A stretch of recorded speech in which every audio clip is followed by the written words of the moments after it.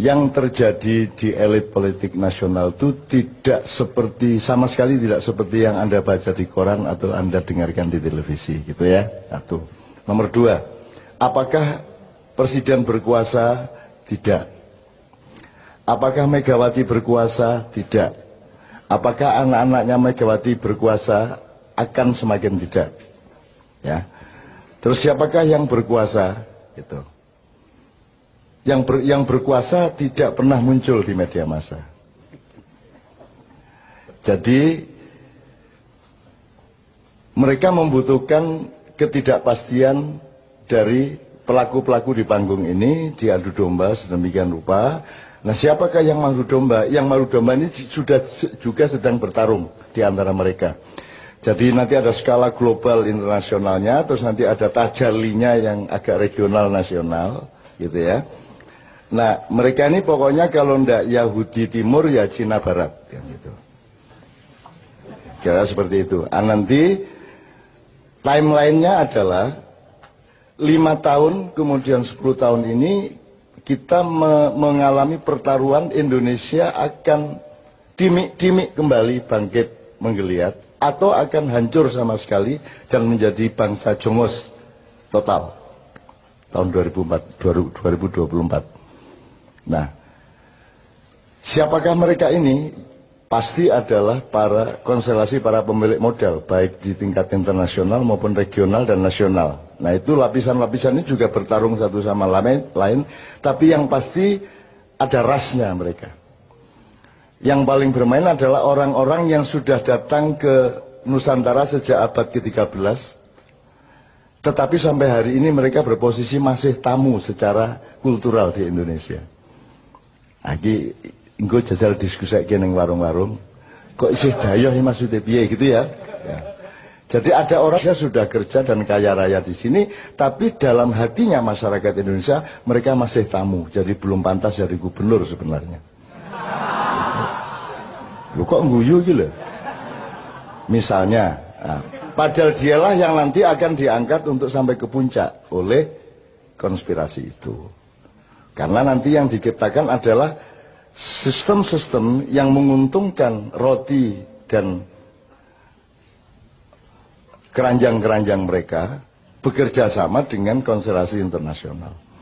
Nah, jadi saya ingin memperingatkan, kowe isih dayoh, kowe aja banget-banget lemu pecicilan, ya. Iki Indonesia iki aja rumangsamu ming kaya sing kok sangka. Ono liya-liyane loh Indonesia ini. Bangsa Indonesia itu banyak. Dan ada segmen-segmen, ada level-level, ada kesatria-kesatria, ada kader-kader, ada bermacam-macam dari bangsa Indonesia ini yang juga akan menjadi faktor dari berubahnya Indonesia. Jadi jangan dipikir Indonesia akan berlangsung persis seperti yang kalian skenariokan. Ada macam-macam. Bukan hanya manusianya macam-macam, bukan hanya anak mudanya bermacam-macam. Ada arus yang menuju masa silam dan kematian, dan ada arus yang sedang bangkit pelan-pelan menjadi manusia kader Nusantara yang baru, yang semakin banyak jumlahnya di mana-mana, dan usia mereka 10 tahun lagi adalah usia pemimpin di tingkat-tingkat yang bermacam-macam. Maksudku kowe iki pemimpin yang berikutnya, ini loh. Jadi siap-siap mulai saiki, ini ya. Oke. Muhtasib wis ben kursus dhewe kono. Karena dia punya kesibukan sendiri yang sifatnya kosmis ya, dia kosmis. Pokoknya dia hubungannya sama Tuhan konflik tiap hari sama Tuhan. Piye to karepmu kowe iki? Nah gitu lagi gitu. Itu urusan, itu kan salah satu hiasan Indonesia sehingga disukai para malaikat karena ada kaumul muhtasibin gitu kan. Oke. Oke ya, jadi singkat kata begini. Anda jangan benci Jokowi, jangan benci Mega, jangan benci siapapun yang seakan-akan sedang berkuasa. Anda harus merasa kasihan kepada mereka. Dan doakanlah Jokowi yang terus-menerus mendapat tekanan. Anda tahu kan kalau SBY itu kan selalu ragu. Kalau yang sekarang ini tidak ngerti apa yang diragukan atau apa yang ditegasi. Itu. Masih lumayan kalau dulu kan masih ragu terhadap sesuatu hal. Ini sesuatu halnya dia tidak ikut menentukan. Jadi arep ragu ki ora ana dalane, arep tegas ya ora dalane, akhirnya sing metu iku dudu saka atine, dudu saka pikirane dhewe. Gitu ya. Jadi kita doakan mudah-mudahan beliau ini oleh Allah segera dibebaskan dari tekanan-tekanan. Jelas ya? Jelas maksudnya ya? Gue ngerti sastra toh? Nah. Sementara yang sangat bernafsu untuk bertarget tahun ini harus menggantikan orang yang penuh tekanan-tekanan ini, kita doakan mudah-mudahan dia tidak diberi kesempatan oleh Allah untuk bersu'ul khotimah. Iki ya jelas tau kudune. Nah, gitu. Jadi nek di YouTube iki berdebat sik lagi ngafirke aku ya toh. Gitu teman sekalian wes. Untuk itu emang Anda terpengaruh dengan semua itu kan tidak. Anda kan punya kedaulatan, Anda kan punya kemandirian, Anda punya keyakinan hidup. Dan semakin hari Anda semakin tenang dengan keyakinan Anda. Dan Anda tahu rakyat Indonesia kan sama sekali semakin tidak tergantung kepada pemerintahnya. Mau dolar 18.000 gitu. Ora berpengaruh kan gune sing nggawa payung ning ngarepe mall kae. Wis pokoke nek nggawa payung ana udan nyeterke nang mobil entuk piro ning prapet piro kan Anda semua kan tidak terlalu terpengaruh. Bahkan di Jawa Timur anak-anak muda lantang, ayo iki yuk gurung mundhaki BBM ya apa iki. Kurang ajar, nang wis ae diunggahno ayo. Nang wis. Mosok gak mundak-mundak iki lho. Ayo diunggahno ayo sepur mesisan 4 kali lipat ayo apa ngono. Engko tak delete tekek ndek njero balas. Nek tak delete tekek supaya gak mlaku mesisan wis. Gitu loh, pesawat-pesawat barang iki. Lho wong gimana kita mau bikin konferensi Asia Afrika? Asia Afrika itu kan Bung Karno punya karya. Itu kan konferensi negara-negara non-blok. Non-blok. Lho kowe iki nggak konferensi non-blok kok njaluk pelindungan nang jeraganmu iki piye? Njur pura-pura digawe pesawat tapi didandani sik le dandani regane luwih larang timbangane pesawat sing dikekke. Piye coba kowe? Kui kan ya Allah ya Rabbi, memang presiden itu syaratnya satu kok, harus tahu apa yang harus diragukan dan apa yang harus ditegasi. Iki ora ono bahane iki, arep ragu ya ora cetha, arep tegas ya ora cetha kan begitu. Kan nyenengke kok kuwi. Tidak pernah ada bangsa yang mendapat hiburan sebagaimana kita. Itu kan? Tidak, jangankan kan kalau dalam Islam tuh, kalau dalam bahasa Arab tuh ada namanya uslub. Uslub itu diplomasi tingkat tinggi. Seperti saya mengatakan, mudah-mudahan segera terbebas dari tekanan, itu uslub. Ketika saya acara dengan KPK yang pertama, saya berdoa, ya Allah, segera bubarkanlah KPK. Itu kan uslub, artinya maksudnya kehakiman, kepolisian, kejaksaan sudah beres, bisa menjalankan tugasnya dengan jujur sehingga tidak diperlukan KPK. Jadi kalau KPK didoakan untuk bubar itu artinya supaya tidak perlu ada ad hoc lagi untuk mengurus korupsi kan gitu. Tapi orang karena pikirannya linier dan sastra kalimat aja tidak jelas. Maka ketika saya berdoa dengan tingkat uslub tadi, susastra tinggi tadi, orang paham loh kok Cak Nun menginginkan KPK bubar karepe piye? Loh, nek KPK bubar berarti hukum sudah beres, kan begitu.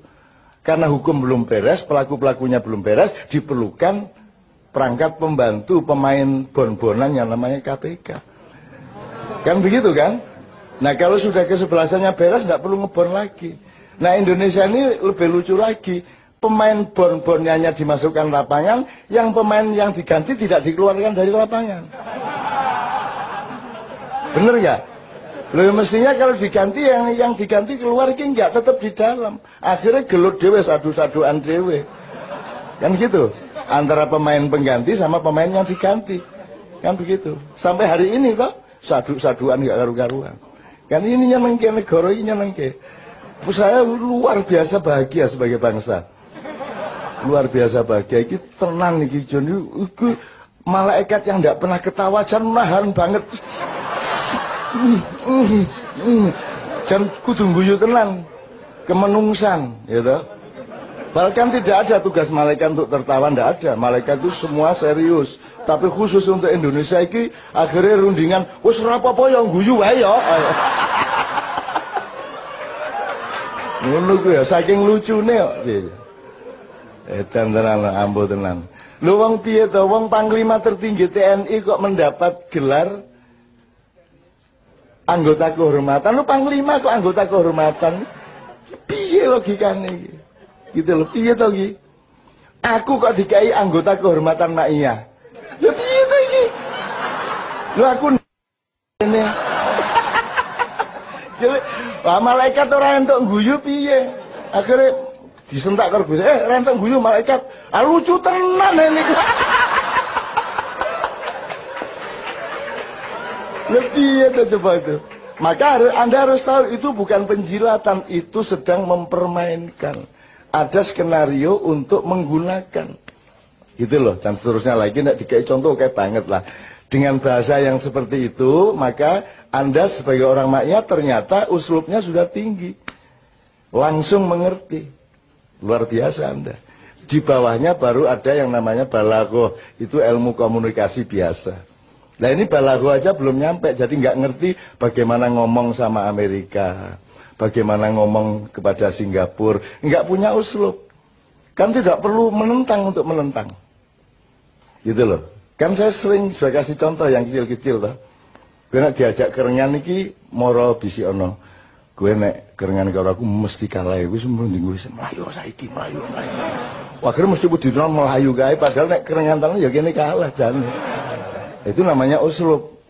Itu puncak dari balaghah ya Ustaz ya. Puncak dari balaghah. Itu teman sekalian. Oke. Lu sekarang itu bagaimana mau balaghah aja nggak ngerti kok.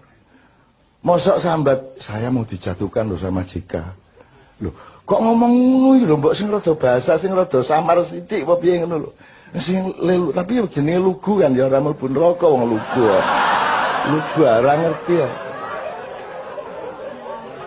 Yang ngerti ini mebel ya mebel, kayu ya kayu.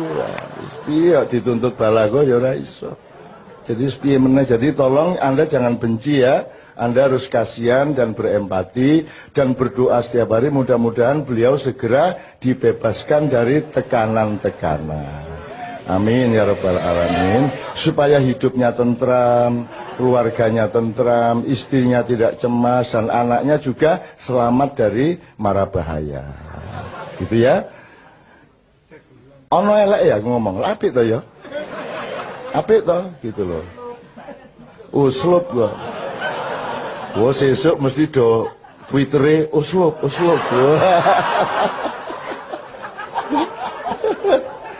Are-are AS Hikam ditawur ya are-are. Jobol are-are.